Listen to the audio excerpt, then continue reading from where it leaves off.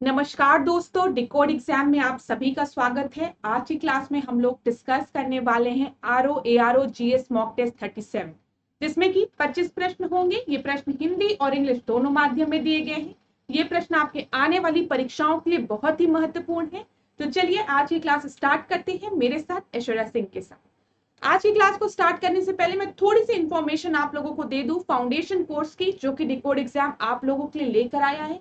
इस foundation course में entire RO ARO के सिलेबस को कवर किया गया है थ्रू वीडियो लेक्चर्स। यहाँ पर आपको नोट्स प्रोवाइड की जाएगी पीडीएफ के फॉर्मेट में, टेस्ट सीरीज प्रोवाइड की जाएगी, आपको टेलीग्राम ग्रुप से ज्वाइन कराया जाएगा, जहां पर अगर आपको किसी भी तरीके का डाउट होता है तो आप पूछ सकते हैं।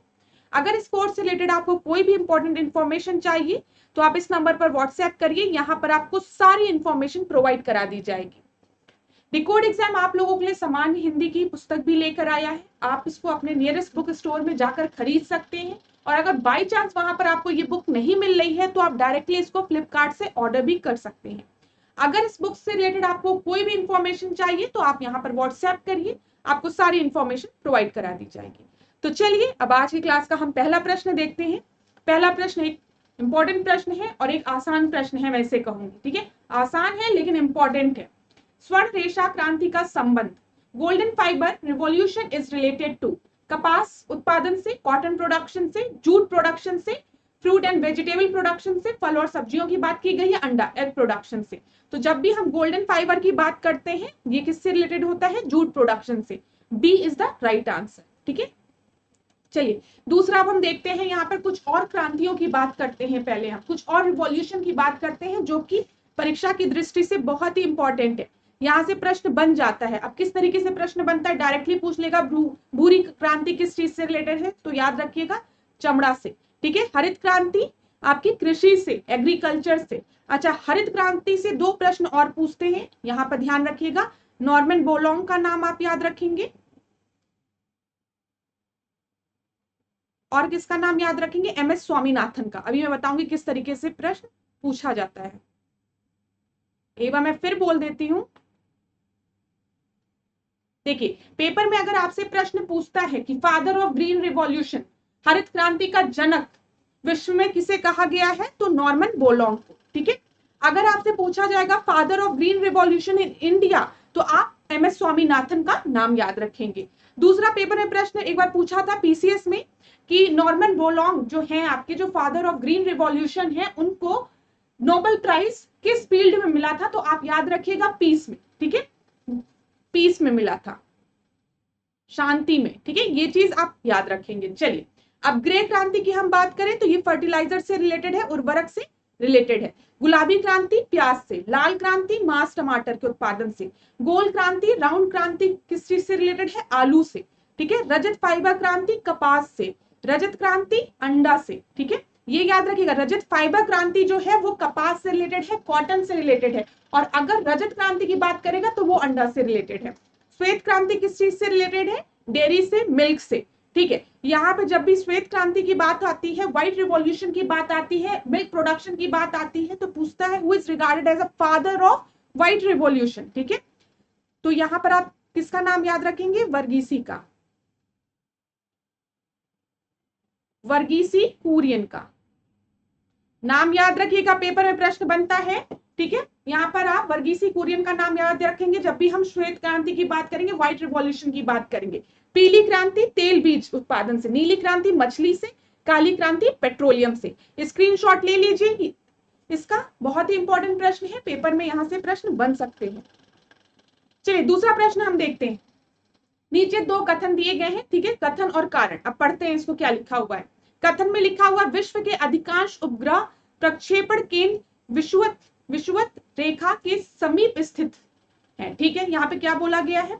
जो most of the satellite launching centre होते हैं वो इक्वेटर के बगल में होते हैं। ठीक है, कहीं ना कहीं ये जो इक्वेटोरियल रीजन आपका है, ये इक्वेटर है, ये आपका अर्थ है, और ये जो इक्वेटोरियल रीजन है इसी के बगल में, अगल बगल आपके जो सैटेलाइट लॉन्च सेंटर्स होते हैं। रीजन दिया गया, the gravity is lowest near the equator due to which the centripetal force is very high here. विषुवत रेखा के समीप गुरुत्व सबसे कम होता है, जिसके कारण यहाँ अभिकेंद्रीय बल अत्यधिक होता है। ठीक है, अत्यधिक होता है, सेंट्रीपिटल फोर्स जो होता है वो बहुत ही ज्यादा होता है, ये बोला गया। तो मैं बता दूं यहाँ पे कथन और कारण दोनों ही सही है, ठीक है। और जो कथन है, कथन का कारण जो दिया गया वो भी एकदम सही है। तो यहाँ पर आपका सही आंसर क्या हो जाएगा, ए हो जाएगा। A, both A and R true and R is the correct explanation of A. यहाँ पर देखिए जो भी इक्वेटोरियल रीजन होता है क्लास, यहाँ पे ग्रेविटेशनल फोर्स जो होता है वो बहुत कम होता है, ठीक है। ग्रेविटेशनल फोर्स बहुत कम होता है और सेंट्रीपिटल फोर्स जो होता है वो अधिक होता है, जिसके कारण अगर कोई भी सैटेलाइट लॉन्च की जाती है ना तो वो अर्थ एटमॉस्फेयर को छोड़ देती है, मतलब अर्थ की जो एटमॉस्फेयर है उससे बाहर निकल जाती है। आप लोग समझ पा रहे होंगे इस चीज को। ग्रेविटेशनल फोर्स क्या है, ग्रेविटेशनल फोर्स को हम इस तरीके से समझ सकते हैं ना, वो आकर्षण जिससे कि अर्थ अपनी तरफ चीजों को खींच रहा है। वही तो हुआ, हमने पेन ऊपर फेंकी नीचे आके गिर गई, तो कहीं ना कहीं अर्थ पे आके गिर गई ग्रेविटेशनल फोर्स की वजह से। न्यूटन्स लॉ, न्यूटन बैठा था सेब के पेड़ के नीचे, सेब नीचे गिरा, न्यूटन ने कहा सेब नीचे गिरा, क्यों नीचे गिरा, ऊपर क्यों नहीं गया, तो ग्रेविटेशनल फोर्स की बात उसने कर दी। तो अब हमें क्या करना है, सैटेलाइट को लॉन्च करना है और जो अर्थ का एटमॉस्फेयर है उसके बाहर उसको भेजना है। तो हम उसको उस जगह से भेजेंगे जहां पे कि ग्रेविटेशनल फोर्स सबसे कम हो। समझ में आ गया होगा, ताकि सैटेलाइट आपका इस एटमॉस्फेयर को निकल के स्पेस में पहुंच जाए, ठीक है। दूसरे का एक्सप्लेनेशन मैंने दे दिया है, आप लोगों को समझ में आ गया होगा। तीसरा प्रश्न हम लोग देखते हैं, निम्नलिखित आंदोलन पर विचार कीजिए और उन्हें कालक्रम अनुसार व्यवस्थित कीजिए। क्रोनोलॉजिकल ऑर्डर में प्रश्न पूछे जाते हैं और आप देखते भी हैं कि हम हर टेस्ट में क्रोनोलॉजिकल ऑर्डर पे बेस्ड प्रश्नों को लाते भी हैं। तो सबसे पहले आपका दिया गया है तारकेश्वर आंदोलन, फिर एका आंदोलन, फिर बोरसद आंदोलन, फिर तहबागा आंदोलन। तो यहाँ पे जो सबसे फेमस आंदोलन है ना, जो पेपर में कई बार पूछा गया, वो है एका आंदोलन।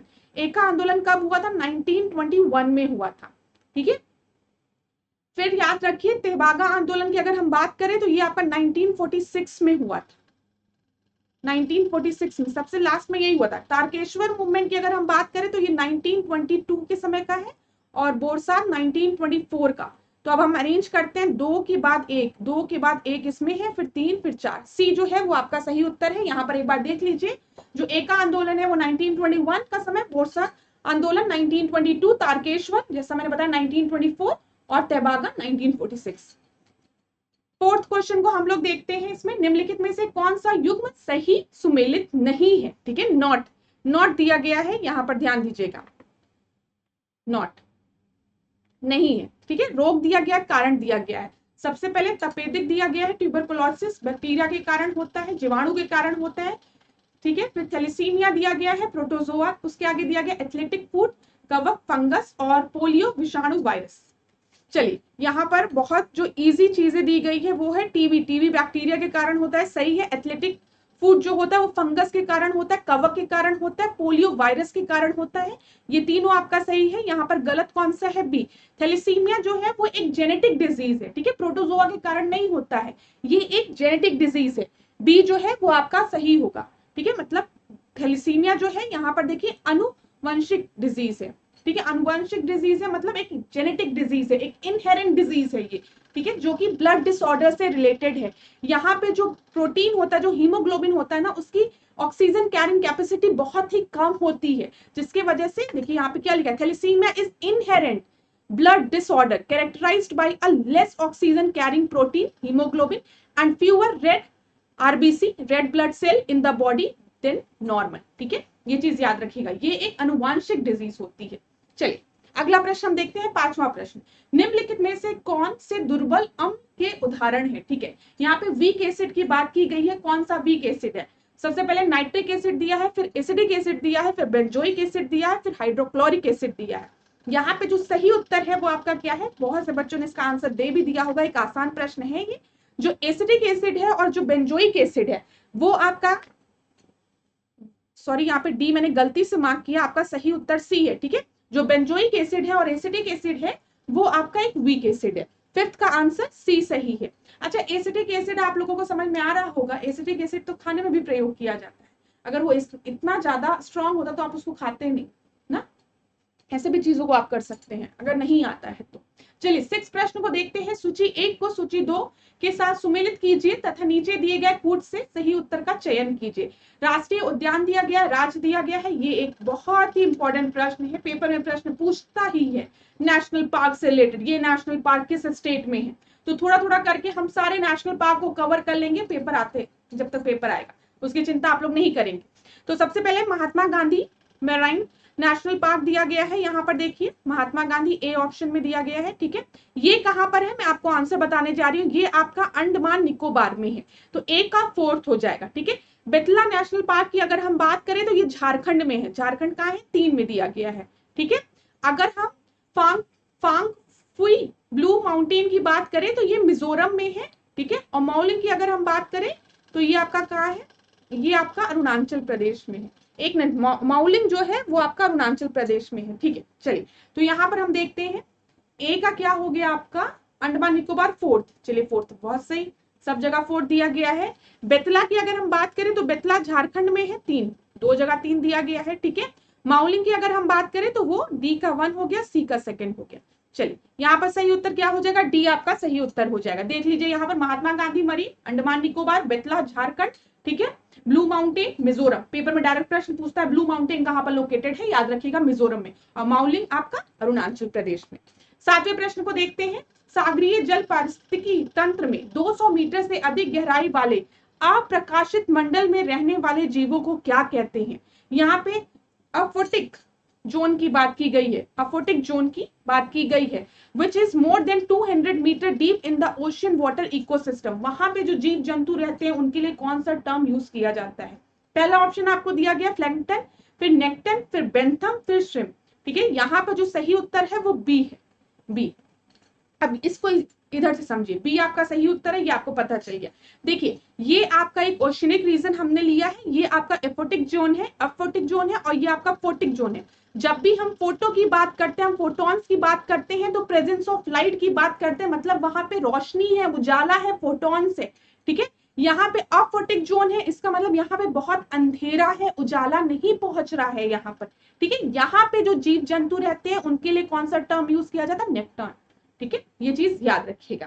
ये पता चल गया ना फोटिक जोन क्या होता है, अफोटिक जोन क्या होता है, पेपर में कंफ्यूज नहीं होंगे। अगर नहीं भी याद रहेगा तो फोटोन आपको पता है, जब भी हम लाइट की प्रकाश की बात करते हैं हम फोटॉन्स की बात करते हैं, और जहां पे भी प्रेजेंस ऑफ लाइट है वो फोटिक जोन होगा, जहां पर भी डार्कनेस है, लाइट नहीं प्रेजेंट है, वो अफोटिक जोन होगा। बस ऐसे आप लोग याद रख सकते हैं, बी आपका सही उत्तर है। चलिए 8th प्रश्न को हम देखते हैं। हैगियोग्राफी इज रिलेटेड टू, हैगियोग्राफी जो है वो किस चीज से रिलेटेड है पूछा गया है। Biography of Kings and emperor, ठीक है, राजा महाराजाओं की जीवनी से, फिर दूसरा एक संत या धार्मिक नेता की जीवनी से, फिर उत्तरजीवित के सिद्धांतों से, थियोरी ऑफ सर्वाइवल, और धुंध की प्रकृति का अध्ययन से, study of nature of hedge. तो यहाँ पे हैगियोग्राफी दिया गया एक अच्छा प्रश्न है, हो सकता है बहुत से बच्चे लोग ये पहला बार सुन रहे हो। यहाँ पर मैं आपको बता दूं, यहाँ पे जो सही उत्तर है वो बी है आपका, ठीक है। यहाँ पे बी है, ये सी गलती से लग गया, यहाँ पे सी नहीं, बी आपका जो सही उत्तर है, ठीक है। एक संत या धार्मिक नेता की जीवनी से, बायोग्राफी ऑफ द सेंट और religious leader is known as hagiography, hagiography, ठीक है। बी आपका सही उत्तर है। 9वां प्रश्न हम देखते हैं। जैव विविधता को परिभाषित किया गया है, बायोडाइवर्सिटी को डिफाइन करने के लिए बोला गया है। पढ़ते हैं पहला ऑप्शन, किसी पर्यावरण में विभिन्न प्रजातियों की श्रेणी, किसी पर्यावरण में प्रतिदिन व मौसमी परिवर्तन, एक प्रजाति की दूसरी प्रजाति से विभिन्नता, फिर आखिरी है भौतिक घटकों का किसी पर्यावरण पर प्रभाव। तो देखिए बायोडाइवर्सिटी की बात की गई है ना, तो बायोडाइवर्सिटी मतलब ही होता है किसी पर्यावरण में जो विभिन्न विभिन्न प्रजातियां पाई जाती हैं उनकी श्रेणी को हम क्या कहते हैं, बायोडाइवर्सिटी, ठीक है। जो बायो है, जो लाइफ है अर्थ में, वो कितने डिफरेंट तरीके के स्पीशीज हैं उनकी बात हम बायोडाइवर्सिटी में करते हैं। चाहे वो प्लांट हो, चाहे वो बर्ड हो, चाहे वो आपके एनिमल्स हो, सब बायोडाइवर्सिटी के आपके पार्ट है, ठीक है। तो यहाँ पर आपका ए सही उत्तर है, किसी पर्यावरण में विभिन्न प्रजातियों की श्रेणी को हम एज अ बायोडाइवर्सिटी डिफाइन कर सकते हैं। चलिए 10वें प्रश्न को देखिए। यहाँ पे सूची 1 दी गई है और सूची 2 दिया गया है। एक तरफ पर्यावरण प्रदूषक दिए गए हैं, दूसरी जगह आपके उत्पत्ति स्थल दिए गए हैं। तो यहाँ पर शीशा, मीथेन, सल्फर डाइऑक्साइड, क्लोरोफ्लोरोकार्बन, देखिए मीथेन से रिलेटेड प्रश्न तो बहुत बार पूछा गया आरओ एआरओ में, पीसीएस में, दोनों में, और आपको पता होना चाहिए, एकदम दिमाग में बैठा लीजिए, जो भी धान की खेती होती है वहां पे कौन सी गैस निकलती है, मीथेन। डायरेक्ट पेपर में प्रश्न पूछा था, धान की खेती के समय कौन सी गैस निकलती है, मीथेन निकलती है। तो बी का तो फोर्थ होगा, ये बहुत ही इंपॉर्टेंट चीज है, बी का फोर्थ, बहुत से बच्चों को पता भी होगा, आप में से बहुत से स्टूडेंट्स को। ठीक है, अब हम ए की बात करें, शीशा की अगर हम बात करें तो शीशा आपका पेंट इंडस्ट्रीज में मिलता है, तो ए का थर्ड हो गया। चलिए अभी तो सी लग रहा है सही उत्तर है, आगे देख लेते हैं। सल्फर डाइऑक्साइड की बात करते हैं, तो सल्फर डाइऑक्साइड आपका कहां से निकलेगा बताइए, ऑयल इंडस्ट्रीज से निकलेगा, सी का सेकंड हो गया। और क्लोरोफ्लोरोकार्बन एयर कंडीशनर से, डी का 1 हो गया। तो यहाँ पे सी जो है वो आपका सही उत्तर है, देख लीजिए। अच्छा आपको पता है कि जो क्लोरोफ्लोरोकार्बन है, जो सीएफसी है, वो ओजोन लेयर डिप्लीशन के लिए बहुत ही ज्यादा रिस्पॉन्सिबल है। जो ओजोन परत है जो घट रही है उसके लिए एक बहुत बड़ा कारण है सीएफसी। और सीएफसी रिलीज कहाँ से होता है, रेफ्रिजरेटर से रिलीज होता है, एयर कंडीशनर से रिलीज होता है। ठीक है, ये याद रखिएगा।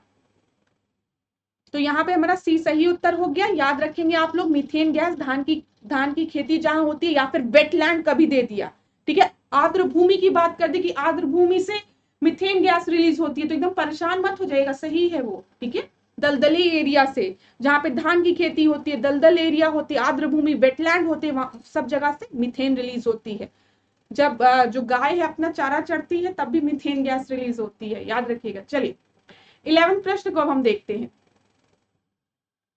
जो डिटर्जेंट होता है वो तेल, मतलब कपड़ों में से तेल को रिमूव कर देता, लिखा है। Detergent clean oily dirt from the cloth. ठीक है, जब हम सर्फ लगा के धोते हैं कपड़ों में से तो उसमें जो ऑयल रहता है वो हट जाता है। इसके पीछे का रीजन क्या है ये पूछा गया है।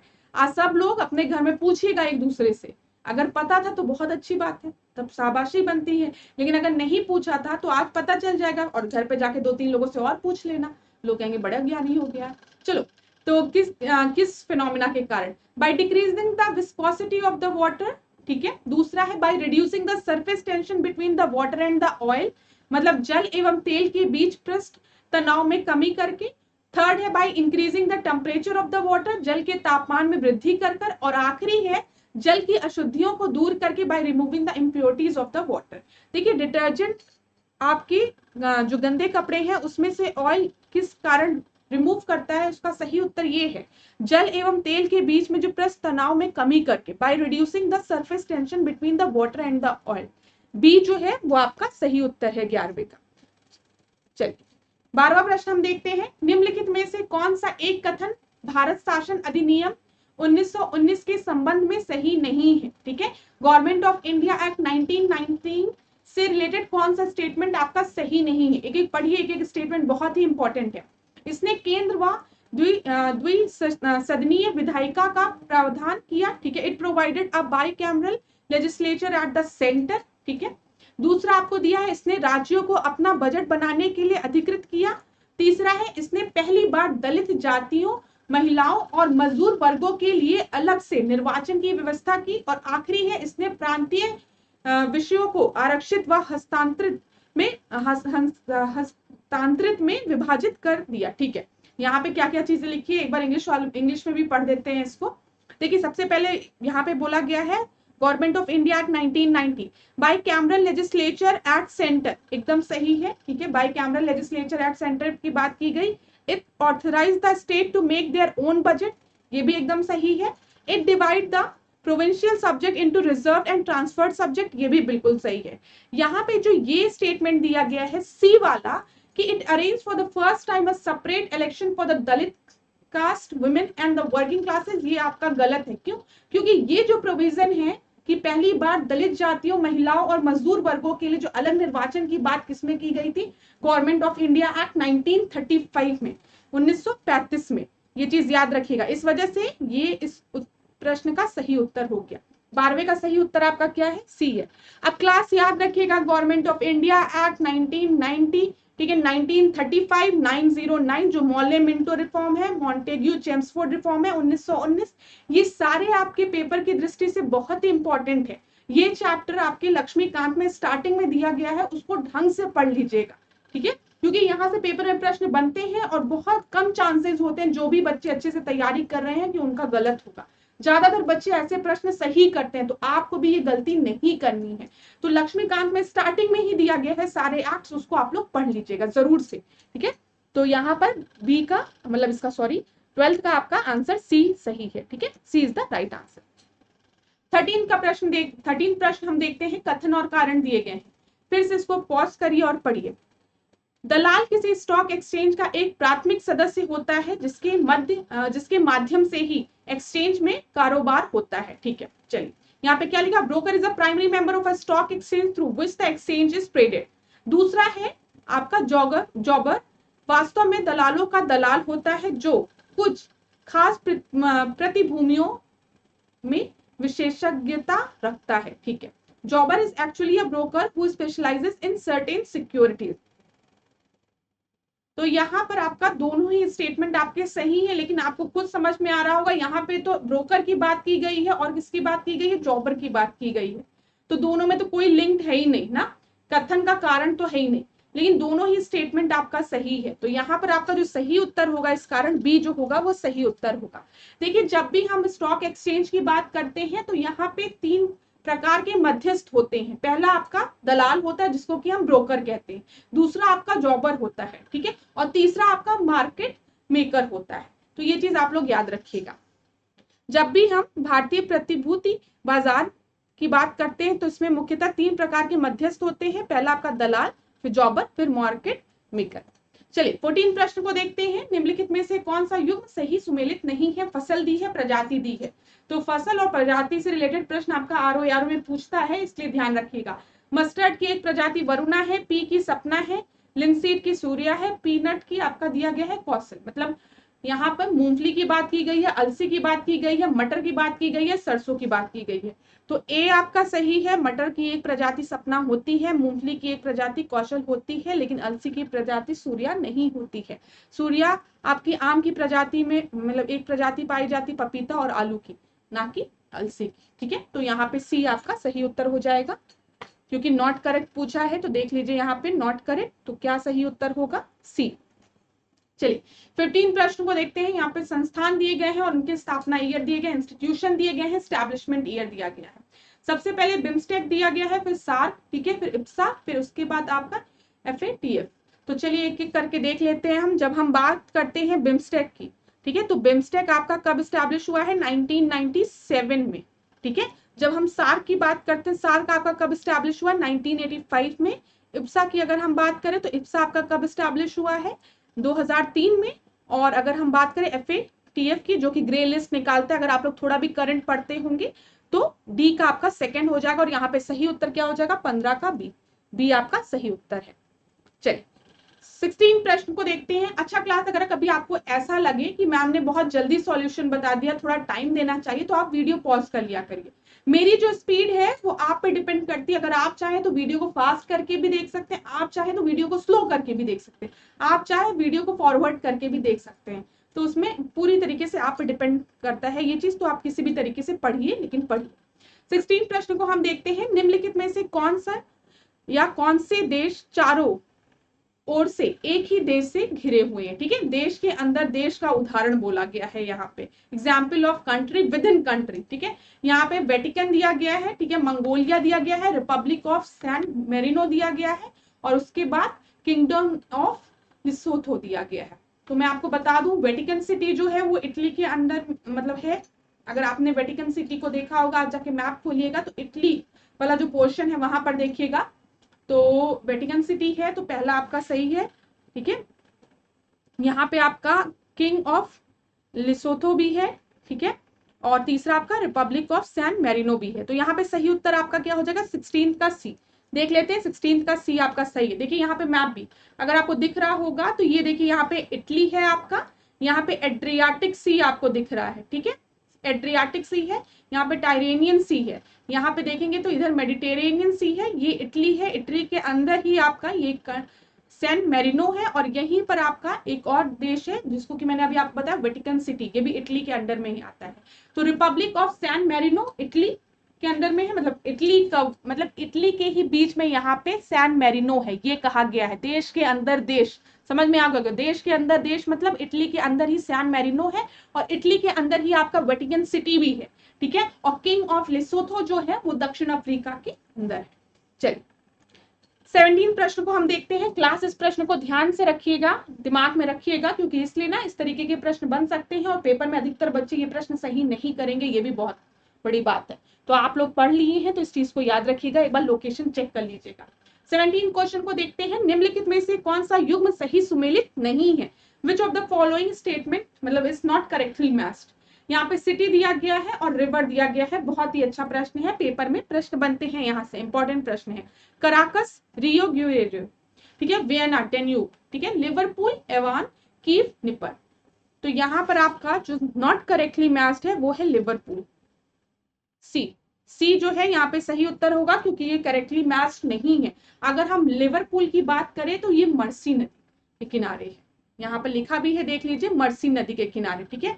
Caracas, Rio Guerrero, Vienna, Danube, Liverpool, Mersey, Bristol, Avon, Kiev, Dnieper. 18 प्रश्न को हम देखते हैं। निम्नलिखित विशेषताओं पर विचार कीजिए, ठीक है।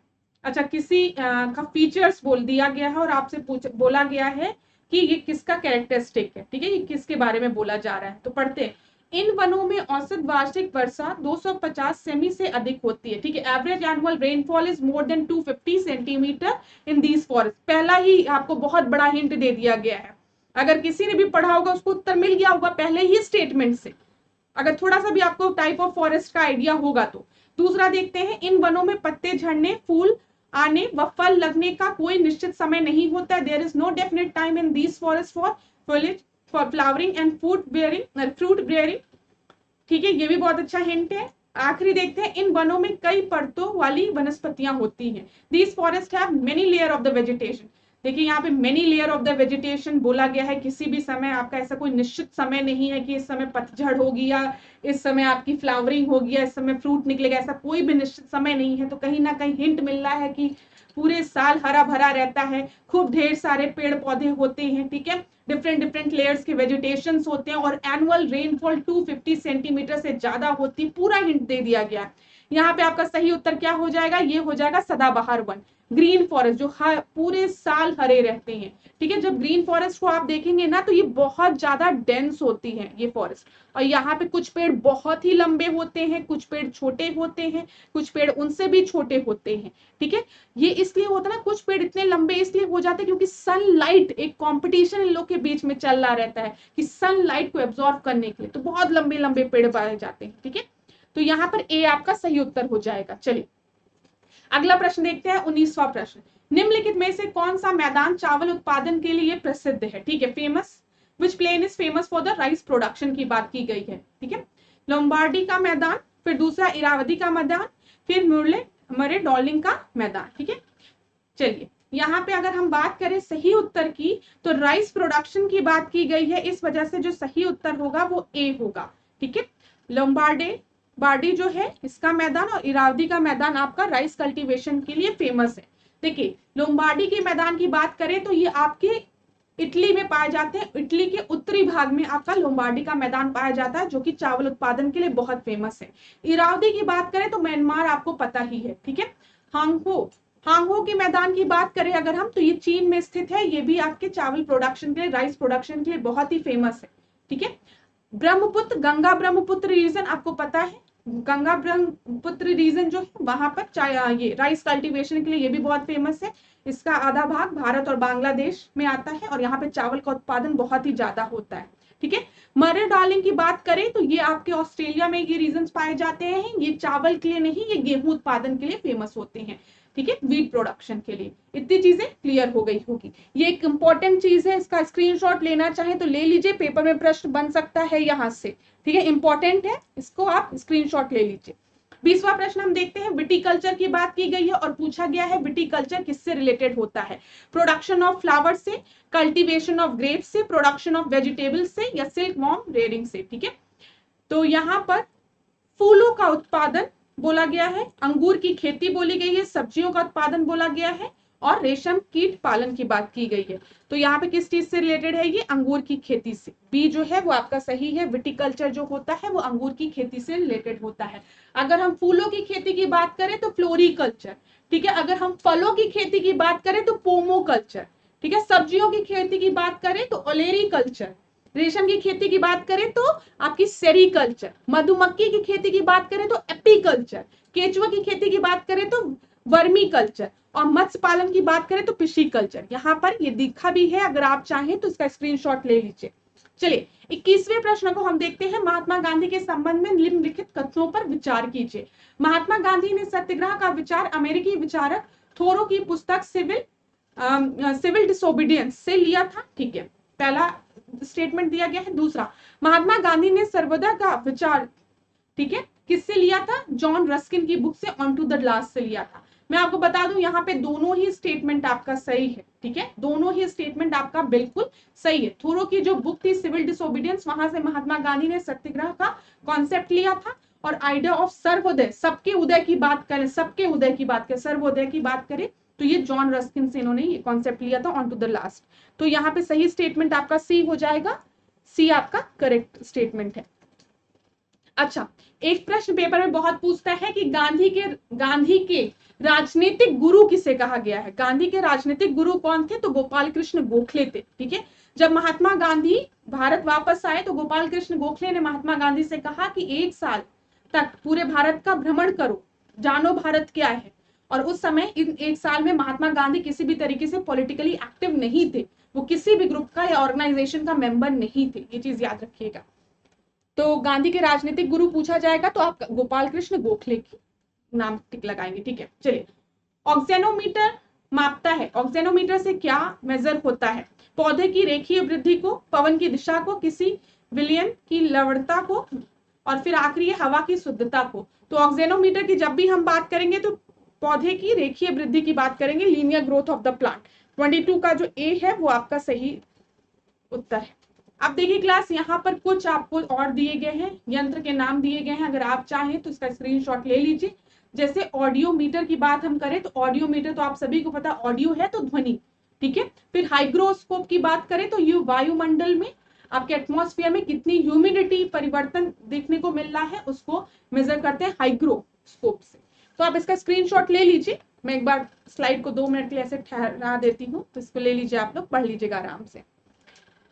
लेक्टोमीटर की बात करें तो ये दूध की शुद्धता मापता है, ठीक है, लेक्टोमीटर, LACTOMETER, ठीक है, लेक्टोमीटर। फेटोमीटर की बात करें अगर फेटोमीटर की तो यह आपके समुद्र की गहराई को नापता है। चलिए इसको आप लोग देख लीजिएगा एक बार। 23rd प्रश्न को अब हम देखते हैं। नियंत्रक एवं महालेखा परीक्षक के संदर्भ में निम्नलिखित कथनों पर विचार कीजिए, ठीक है। क्या की बात की गई है और यहाँ पर 2 स्टेटमेंट आपको दिए गए हैं। ये संसद की प्राक्कलन समिति का एक मित्र, दार्शनिक एवं पथ दर्शक होता है, ठीक है। He is a friend, philosopher and guide of the estimate committee of the parliament. दूसरा है, संविधान के अनुसार इसका कार्यकाल 6 वर्ष या 65 वर्ष की उम्र तक होता है, जो भी पहले पूरी हो। तो मैं आपको बता दूं, अगर हम कैग की बात करते हैं, कंट्रोलर एंड अटॉर्नी जनरल की अगर हम बात कर रहे हैं, तो यहाँ पर आपका जो सही स्टेटमेंट है, he is a friend, philosopher and guide of the estimate committee, नहीं, यहाँ पे पब्लिक अकाउंट कमिटी होगा, PAC कमिटी होगा, ठीक है। तो पहला स्टेटमेंट आपका गलत हो जाएगा, जो पहला है, तो पहला स्टेटमेंट आपका गलत हो गया। तो यहाँ पे ये गलत हो गया, ये गलत हो गया, तो आपका सही उत्तर खाली 2 होगा, 65 या 6 साल, 6 साल, ठीक है, 65 या 6 साल। अच्छा, यहाँ पर ये कंट्रोलर एंड ऑडिटर जनरल, यहाँ पे इसको सही करिए, अटॉर्नी जनरल क्यों लिखा हुआ है, ठीक है, ऑडिटर, कैग की बात की जा रही है, ठीक है। तो controller auditor general of India. अच्छा, पेपर में प्रश्न पूछ लेता है कि पहला कैग कौन था, ठीक है, पहला controller and auditor general of India कौन था? तो आप याद रखेंगे राव जी का नाम, नरहरि राव जी का नाम यहाँ पर, ठीक है। यहाँ पर who examine the annual audit report of the CAG of India, किसके थ्रू? आर्टिकल 151 के थ्रू, याद रखिएगा। फिर CAG is an independent body, does CAG audit RBI? कभी पेपर में पूछा क्या जो कैग है वो आरबीआई की रिपोर्ट को भी ऑडिट कर सकता है? तो याद रखिएगा नहीं, ये चीज याद रखिएगा क्लास, जो चीजें मैंने आपको बताई है वो चीज याद रखिएगा, ठीक है? नहीं। देखिए, who examine the annual audit report of the CAG, यहाँ पे आर्टिकल 151 में बोला गया है कि रिपोर्ट ऑफ कैग, जो भी कैग की रिपोर्ट होगी relating to the account of the union shall be submitted to the president. किसको सबमिट करेगा? कैग प्रेसिडेंट को सबमिट करेगा, और प्रेसिडेंट जो है वो दोनों हाउसेस सदनों के सामने उसको पेश करेगा, ये चीज याद रखिएगा। Who examine the annual audit report of the CAG of India? तो article 151 says that the report of the CAG of India relating to the accounts of the union shall be submitted to the president। किसको submit किया जाएगा? President को submit किया जाएगा, और जो president है उस रिपोर्ट को दोनों सदनों के सामने पेश करेगा। इस चीज में बिल्कुल भी कंफ्यूज नहीं होंगे। मैंने रुक के 2 मिनट टाइम लेके आपको ये चीज इसलिए बताई है क्योंकि इसी स्टेटमेंट से एक प्रश्न पेपर में कभी पूछा गया था, वहां पे कुछ और लिखा था कि कैग जो है वो अपनी रिपोर्ट पार्लियामेंट को सबमिट करता है या फिर किसी कमिटी का नाम दिया था, जो कि एकदम गलत है। कैग जो है वो अपनी रिपोर्ट प्रेसिडेंट को सबमिट करता है, ठीक है? जो प्रेसिडेंट है वो उसको ले डाउन करता है before each houses of the parliament. इस चीज को ध्यान रखिएगा। चलिए, अच्छा, कैग किस आर्टिकल में दिया गया है ये भी बताइए? आर्टिकल 148, याद रखिएगा 148 के बारे में। अब हम लोग 24 प्रश्न को देखते हैं। निम्नलिखित में से कौन सा मच्छर विकर्षक पादप है? ठीक है, मॉस्किटो रेपेलेंट प्लांट्स की बात की गई है, नीम, गेंदा, लेवेंडर या ऑल ऑफ द अबव? तो यहाँ पर आपका ऑल ऑफ द अबव हो जाएगा, डी आपका सही उत्तर हो जाएगा। बेसिक सा क्वेश्चन है, अगर आप चाहे तो कर भी सकते हैं। नीम, गेंदा, लेवेंडर प्रमुख मच्छर विकर्षक है, ठीक है। निम्नलिखित में से कौन सा युग्म सही सुमेलित नहीं है? यहाँ पे और दिया गया है, और आपका क्या दिया गया है? यहाँ पर और के साथ एलिमेंट दिया गया है, ठीक है, और के साथ एलिमेंट दिया गया है। तो चलिए एक एक को पढ़िए, ठीक है। चाल्कोपाराइट, कॉपर धातु, ठीक है, सही है, नहीं बोला गया है, ठीक है। यहाँ पे डायस्पोर, एल्यूमिनियम सही है, एस्पम सॉल्ट, मैग्नीशियम सही है, ठीक है। हॉस्मेनाइट, जिंक, ये गलत है। डी जो है वो आपका गलत है, इस वजह से इस प्रश्न का सही उत्तर जो है वो आपका डी हो जाएगा। अगर हम हॉस्मेनाइट की बात करें तो वो किसका ओर है? मैग्नीज का ओर है, याद रखिएगा। हॉस्मेनाइट किसका ओर है? मैग्नीज का ओर है। क्लास और एलिमेंट से भी रिलेटेड प्रश्न पेपर में पूछते हैं, तो इसका भी एक बार स्क्रीनशॉट आप लोग ले लीजिएगा, पढ़ लीजिएगा। तो धन्यवाद। आज की क्लास में हमने 25 प्रश्नों को देखा, और 25 प्रश्नों से रिलेटेड जो भी इंपॉर्टेंट पॉइंट्स थे मैंने आपको बताया, ठीक है। आज मैंने 2 टॉपिक आपको बताए जो कि आपको लक्ष्मीकांत से रेफर करना है। सबसे पहला जो आप जाएंगे स्टार्टिंग में हिस्टोरिकल बैकग्राउंड वाला दिया गया है, जिसमें सारे एक्ट्स के बारे में दिए गए, वहां से पेपर में प्रश्न बनते हैं तो छोड़िएगा नहीं। दूसरा, हमने कैग से रिलेटेड कुछ इंपॉर्टेंट पॉइंट्स को देखिए, उसको भी ध्यान से एक बार पढ़ लीजिएगा आज जाके लक्ष्मीकांत से। तो आज की क्लास को हम यहीं पे समाप्त करते हैं। धन्यवाद। इसी तरीके से डिकोड एग्जाम के साथ बने रहिए और खूब पढ़िए, खूब आगे बढ़िए। धन्यवाद क्लास, थैंक यू।